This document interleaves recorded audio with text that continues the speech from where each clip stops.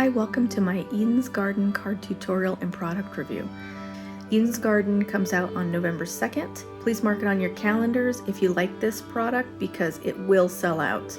I had a really hard time getting my hands on a lot of the pieces, so I had to come up with something really cool with the products that I did come up with. I used the cotton paper, the stamps, and the dies, and I think you're really gonna like this set. It's going to be a perennial favorite because it's so versatile. It's going to go down in history as one of the favorites, I guarantee it. So come along with me and I'll show you a really easy way to make your Eden's Garden set last. No one was more surprised than me when I logged on the demonstrator early purchase and a lot of the supplies were unavailable.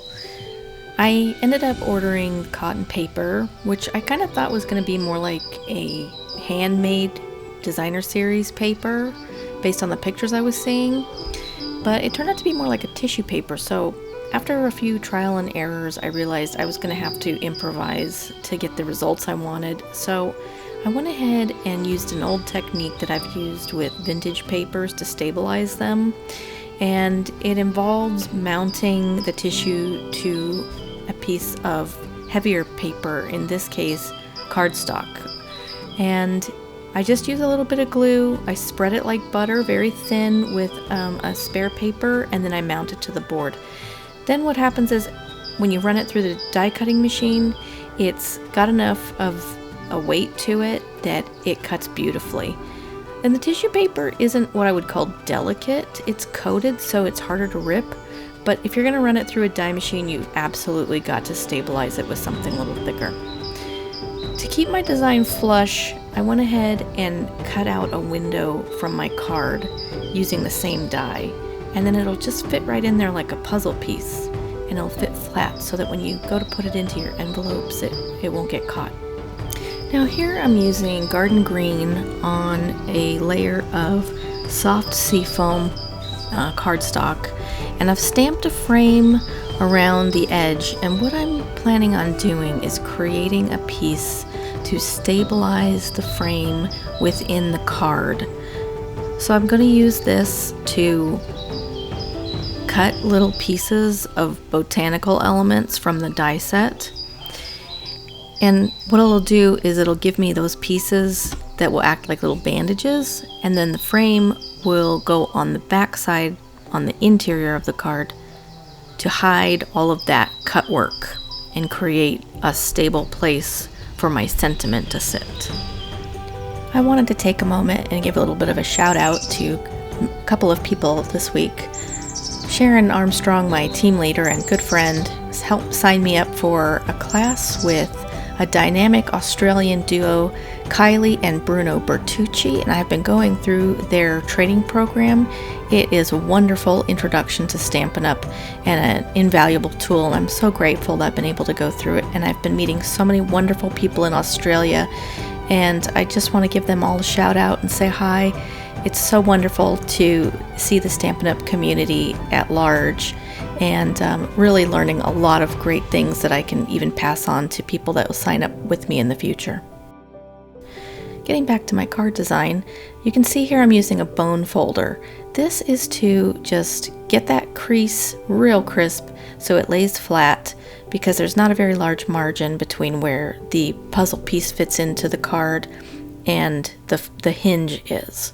So that crease, giving it that strong crisp crease, helps with the card laying flat. And I can't stress enough how important it is to go in and get all those little bits and pieces out of the garland die after you've cut it, because it really is such an intricate die. You don't want to miss any of those. Here it's going to be easy for me to assemble the frame. I'm going to put down a pad of grid paper underneath my gluing because I don't want the glue to get on my surface. And I'm going to take those little tiny botanical elements and I'm going to use them kind of similar to those little hinges that hold a picture in a picture frame. You're just going to sort of tack it down, go around the edge, and put the stamp side face down so that when the card is being viewed before it's opened, those intricate stamps that you've done with the garden green will show. And then I'll take that frame, and this time I'm putting the stamp side up so that it's inside the card when the person opens it. And don't worry, it's going to get a little bit gluey. You know, you're going to have a little bit of seepage if you're using a lot of glue. So just go easy, go slow, and be deliberate with your gluing, and you won't have as much problem with that.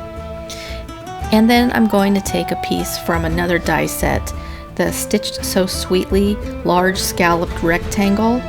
It's going to act as the final piece to give the interior a finished look and also give me a place to put my sentiment. Here I'm going to take a scrap piece of paper, and I'm going to use it a little bit, again, like a butter knife, and go in and get the details right.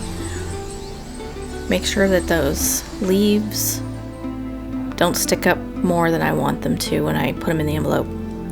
Now let's discuss this really cool die. It looks like it was for a page edge, but what you can do with it, and what I've done here, is created a little runway for the ribbon and the sentiment that I'm using. You can make it as wide as you want, so depending on whatever ribbon or sentiment or the width of the card or the length of the card, you can customize it. And it's really neat. It has like a stitch detail to it, so it looks very deliberate, like as if it was a die that was just made to do the size that you made it. I'm cutting craft paper here. I just kind of wanted something simple to not take any attention away from the garland. And again, going in and cutting out those tiny little pieces to make sure that it looks just perfect. Really easy with a thicker paper. I'm going to glue it down in place, and then I'm going to trim it to fit.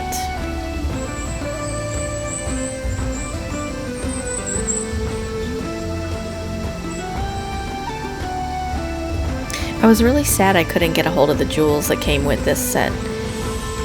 They are so pretty. They're like a garnet color, and they're like a little oval almost, like a leaf. And it just looks really pretty. Some of the examples I've seen online that people have done, really beautiful. Alright, here I'm trimming my ribbon.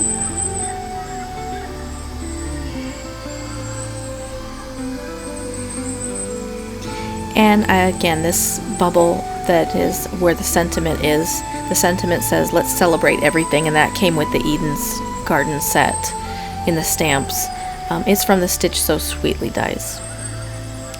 And here we have sequins for everything. I'm finding I'm using this a lot.